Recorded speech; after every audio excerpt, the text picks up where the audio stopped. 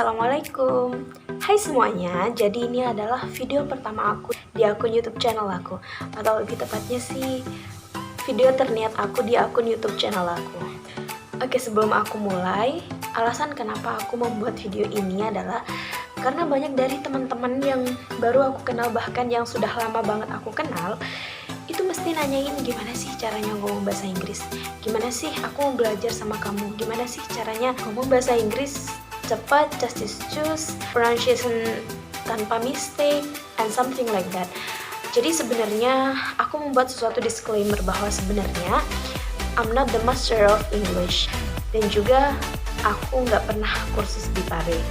Sebelum aku ngasih tahu tips-tips cara belajar bahasa Inggris, jadi sebelumnya aku akan cerita gimana tahapan aku belajar bahasa Inggris. Nah, jadi dari SD itu aku sudah kursus bahasa Inggris. Di SD aku itu sudah buka kursusan bahasa Inggris, jadi aku ikut kursus bahasa Inggris. Terus SMP dan SMA aku juga difokuskan ke bahasa Inggris. Nah, dari situ aku belajar banyak banget hal tentang bahasa Inggris, terutama dari grammar, speaking, dan hal-hal lainnya. Itu banyak banget yang aku dapetin dari SMP dan SMA. Nah, kuliah jelas aku mengambil jurusan tadris bahasa Inggris karena ini adalah passion aku. Kebetulan banyak banget teman-teman yang nanyain cara belajar bahasa Inggris. Nah, sebelum aku jelasin tips-tips belajar bahasa Inggris, kalian harus tahu bahwa cara kita belajar itu dibagi menjadi 3 tahap. Tahap yang pertama yaitu auditory. Nah, tahapan auditory ini adalah cara belajar dengan cara mendengarkan. Bisa mendengarkan lagu, mendengarkan YouTube, mendengarkan podcast, radio, dan lain sebagainya. Yang kedua yaitu visual. Nah, ini aku nih. Visual ini adalah cara belajar kita dengan cara melihat. Biasanya melihat sesuatu dengan yang menarik. Contohnya nih, daripada membaca buku novel yang pesannya tulisan semua, biasanya orang visual ini sukanya lebih suka membaca buku komik, dimana buku komik itu ada gambar-gambar dan ada warnanya. Nah, yang ketiga atau yang terakhir yaitu kinestetik. Nah, dari kinestetik ini, cara belajarnya itu ya lumayan aneh, yaitu dengan cara bergerak. Nah, jadi dia tuh kalau belajarnya tuh cuma meneng aja, dia tuh nggak suka. Dia tuh sukanya jalan gitu, dia sukanya harus gerak. Intinya dia tuh nggak mau di tempat. Dan itu juga aku. Kebetulan aku sudah tes, aku termasuk di visual kinestetik. Nilainya sama. Oke, jadi kita mulai. Tips yang pertama yaitu adalah tidak asing dengan bahasa Inggris. Nah, maksud dari tidak asing itu kalian udah biasa mendengarkan lagu bahasa Inggris. Dari lagu tersebut, kalian bisa mendengarkan, kalian bisa mengikuti, bahkan pronunciation-nya kalian harus benar-benar disamakan dengan lagunya. Dan juga dengan lagu itu kalian harus belajar artinya. Kalian harus tahu arti dari lagu tersebut, maksud dari lagu tersebut. Selanjutnya yaitu kalian biasa menonton film.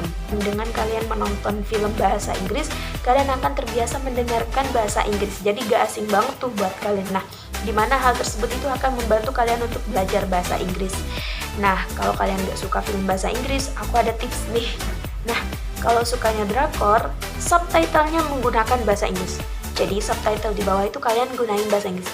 Gak apa-apa tuh walaupun kalian gak ngerti, kalian baca aja, ngerti gak ngerti kalian gak baca aja, karena alurnya itu pasti membawa kalian untuk mengerti dari sebuah film tersebut. Dan selanjutnya kalian juga bisa mendengarkan beberapa podcast atau TED Talks. Nah, aku biasanya menonton TED Talks. TED Talks atau TED Talks itu ada di YouTube, ada juga aplikasinya, nanti aku cantumin di sini atau di sini aja deh ya. Aku cantumin di sini seperti apa. Di YouTube tinggal search aja TED Talks. Nah, di sana banyak banget membahas tentang apa sih yang terjadi di dunia. Jadi di TED Talks itu kalian gak cuma ngedapetin bahasa Inggrisnya, tapi kalian juga bisa mendapatkan ilmunya. Nah, dari situ juga aku belajar bahasa Inggris. Tips yang kedua yaitu kalian harus punya apps untuk ngomong sama native. Contoh appsnya adalah Skype, Ome TV, even Instagram juga kalian bisa. Bahkan Facebook juga bisa ngomong dengan orang luar, bahkan orang Arab juga bisa.